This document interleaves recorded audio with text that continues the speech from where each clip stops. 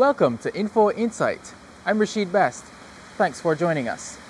Established in 1980, the Barbados Cancer Society is a nationwide charitable organization dedicated to the prevention and alleviation of pain and suffering from cancer. To enhance the work of the Society's Client Services and Welfare Department, the Cancervivor network was formed with the aim of creating a safe space for those living with cancer. We will learn of the important role this support network plays in the lives of those living with cancer. We begin with Dr. Greg Padmore, who is the chairman of the Barbados Cancer Society's Welfare Subcommittee. The Society's role and mission is really to provide support and care for patients living with cancer or malignancies. We want to do this role in multiple ways, not just financially, but also psychologically, and also helping guide patients through their journey. As you know, it's a charitable organization, so we do rely a lot on funding and support from the persons in Barbados and different corporate entities. However, our mission is making the patient's journey as comfortable as possible. Under the chairmanship or the presidency of Professor David Rosen, he has set out to have various subcommittees to help fulfill different needs of the society. So the Client Services Committee and Welfare Committee, its role is looking at addressing patients' needs.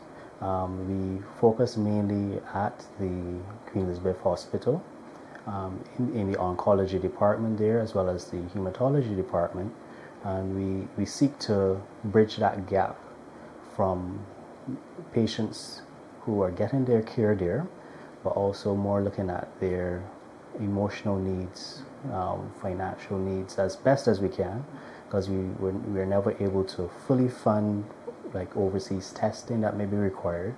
However, we try to offer support. And one of the ways we're looking to also, or we have started as well, is this Cancer Survivor network, which is a support group to more so focus on the psychological needs of patients living with cancer. The Cancervivor network group was formed out of an express need by the outreach services we provide in the Queen Elizabeth Hospital. On a weekly basis, we would visit the wards where patients are admitted. And we find that upon discharge, a lot of the patients and their families would call into the society and would express feelings of uncertainty, fear, and they were concerned that there was no outlet, especially I find for male patients with cancer. And so a lot of families were asking if the Cancer Society has a support group. We took that information and we decided that this is a need that needs to be addressed. And so we formed the Cancervivor Network Support Group. To our knowledge, is probably the first that is in Barbados publicly. It's more so looking at, because we do really well with the medical management. Patients get required treatment that is recommended by the oncologist. However, you find that patients, when they go away from appointments, sometimes they feel alone. So the role of the group is more so getting that social and psychological support. We not only look at patients actively getting treatment, we look at patients we actually rely on patients who have gone through treatment, where they can also help guide patients through what to expect. Expectations go far from just how the treatment and side effects go. However, patients also want to know if they can ask questions. Sometimes they feel a little intimidated when they're at the consultation with the doctors. Just to ask some basic questions. So the group offers not just patients actively going through treatment, but patients who have been through treatment, those who are survivors, and they all help to provide an overall well-rounded experience, what to expect. And we, of course, do this in a way where we have professional services. So we have psychologists and counselors who offer professional support. But we also have ways of, sometimes it's just a group interaction where persons can feel comfortable to share their experiences.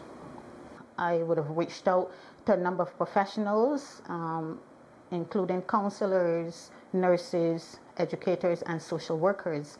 And we would have come together and put the plans in place to form this group to meet the needs of a diverse population of persons with cancer, because it's not only females, it's not only males, and it's all types of cancer, all forms of cancer. So it's a very unique group in that form. I was encouraged to participate in forming the group because I have a background in mental health nursing, general nursing, counseling, and I've done a lot of work running groups, community groups, and on the island and in hospitals. So Olivia, who I spoke to when I came to have some information about cancer support services, mentioned about forming the group to me, and I said I would be willing to help.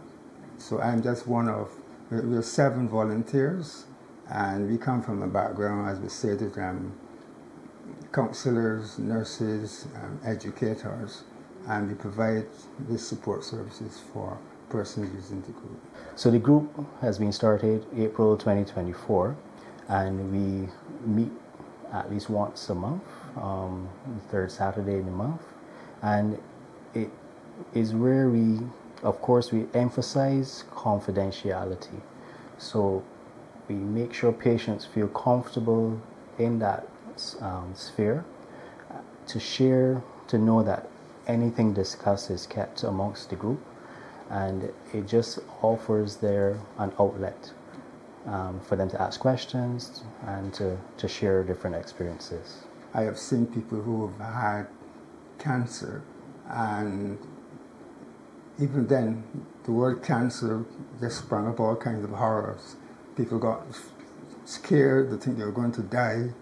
And because of my experience in actually working with groups, I thought it would help if I participated in helping these persons. We offer a number of activities, but particularly emotional support, the opportunity for persons to sit and share their experiences, psychological support, education. So there are a number of things which I am very familiar with, which I thought I could lend to help the group and to help persons who are participating in the group. I was diagnosed in 2019 October with cancer. Had the surgery, went through the whole process, the chemo, surgery in June. After the surgery in June, having the breast removed, obviously, I looked funny with one, so I contacted the Cancer Society to find out about prosthesis. Spoke to Olivia. So in speaking to Olivia, we spoke on the phone like if we knew each other for years. So I felt comfortable talking to her at that point in time. She guided me, she gave me pointers. Unfortunately, they didn't have any to fit me, so the relationship did not stop there. When she came up with the idea for the Cancervivor network, she contacted me and she asked me if I want to be a part of the group. Of course, I said yes, because as you heard earlier, after having a surgery like this or going through a process like this, your life changed. So emotionally, mentally, physically, you get withdrawal, because one of the things that people realize is that they don't know what to say to you. So the frequent question to ask you is, how are you? How are you feeling? In terms of forming conversations, they don't know what to ask because they don't know how you are going to react. So having this group, we meet every third Saturday of the month, helps each other, because I might be strong, but my other members aren't as strong as me. So having to speak to someone who has gone through the process of cancer treatment, we can relate. You might not be able to relate to how we are feeling because our body, how our body feels, how emotionally we feel, physically, mentally. Having that group meet every third Saturday is very, very documented because it helps to improve your self-esteem, because you also look at yourself different. So having someone that went through it, as I said earlier, speak to you or interact with you, it helps a lot. Patients or the participants, they definitely feel very encouraged.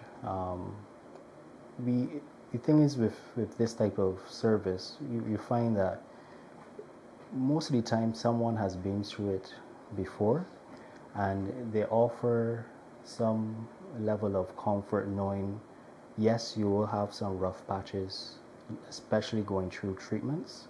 However, it is good for them to see the end results, patients doing well, back to work, back to their normal activities as best as they can.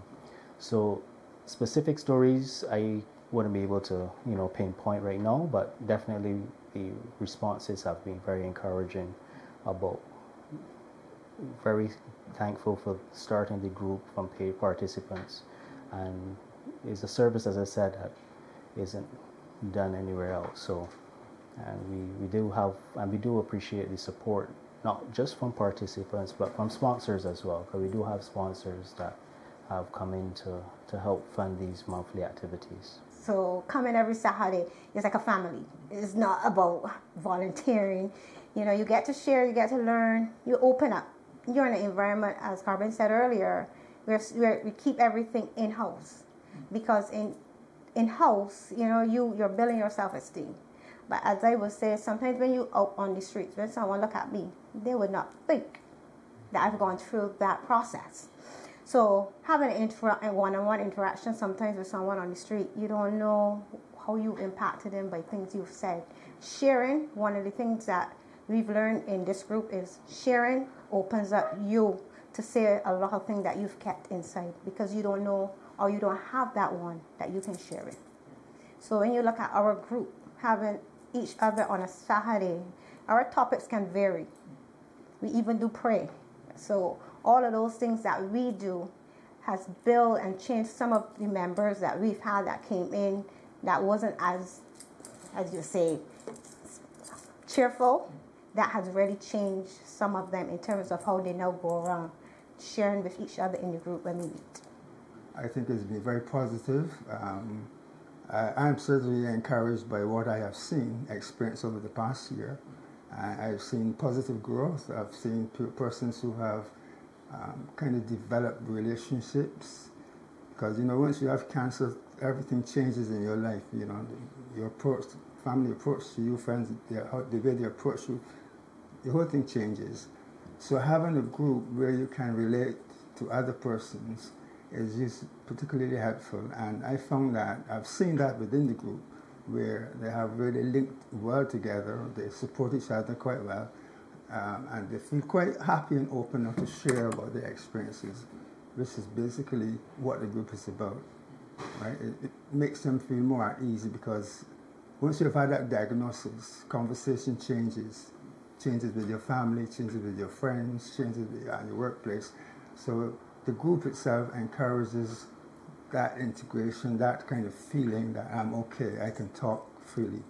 And as was said earlier, it's all very confidential. So when you come to the group, the mantra is that what you hear here stays here. So we don't want you to be going outside and expressing yourself or talking about anybody else. And we've become a family.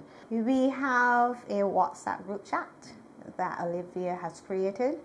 So in that group chat, we would put little prayers for someone. If someone has achieved something at work, if someone wasn't feeling well, we just put in the chat to follow up, to see how your day is going. Ways to make you feel like you are actually part of a family. So it isn't just the meeting on a Saturday the 3rd, it's also the interaction in the WhatsApp chat. And the name Cancervivor Network, because in putting this group together, we looked for a group of people with shared interests. And we found that every one of our facilitators share that interest in enhancing the lives of persons who are diagnosed with cancer. Having us being able not only as members to meet, but being able to help others out there who at the hospital, clinic, interacting with them, because we know how they're feeling.